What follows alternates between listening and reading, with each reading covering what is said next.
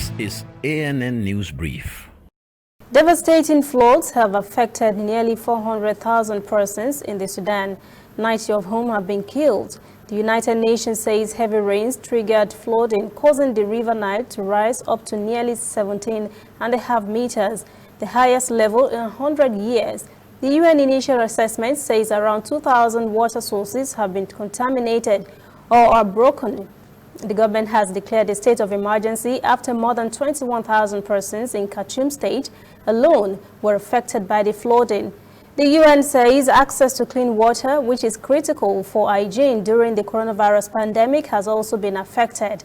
The worst hit regions are in East Sudan, White Nile, Darfur, and Khartoum, where tens of thousands of internally displaced persons are in urgent need of shelter and other emergency assistance.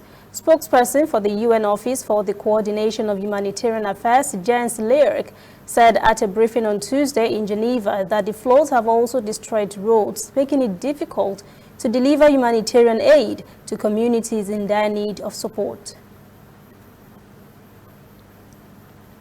Kenya Airways says it is cutting ticket fares by half for health workers around the world to travel to any destination.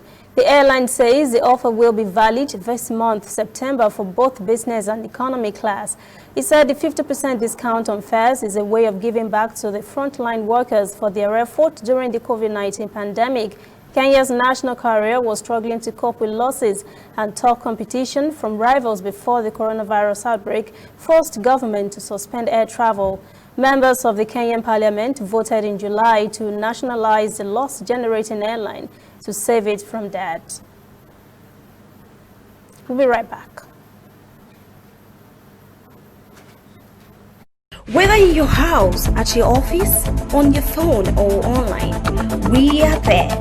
We have the facts behind the headlines. We cut to the chase with the news you really need. We cover every angle. We are the bigger, better news network. We are African News Network. ANN. Watch ANN News on MITV from a truly African spirit. The Tunisian parliament has approved the new government formed by Prime Minister-designate Hichem Mechichi. Mechichi appointed technocrats to his government as opposed to the usual members of political parties. The parties had initially expressed mixed reactions to the cabinet makeup.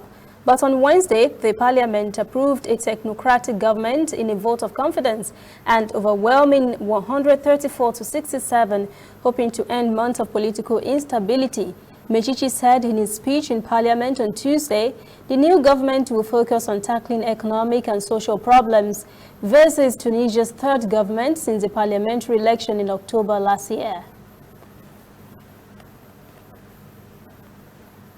That is ANN News Brief at 1. For details on these and other breaking stories, visit our website, annafrica.news. Conversation continues on our social media platforms, Twitter, Instagram, and Facebook at ANN Africa TV.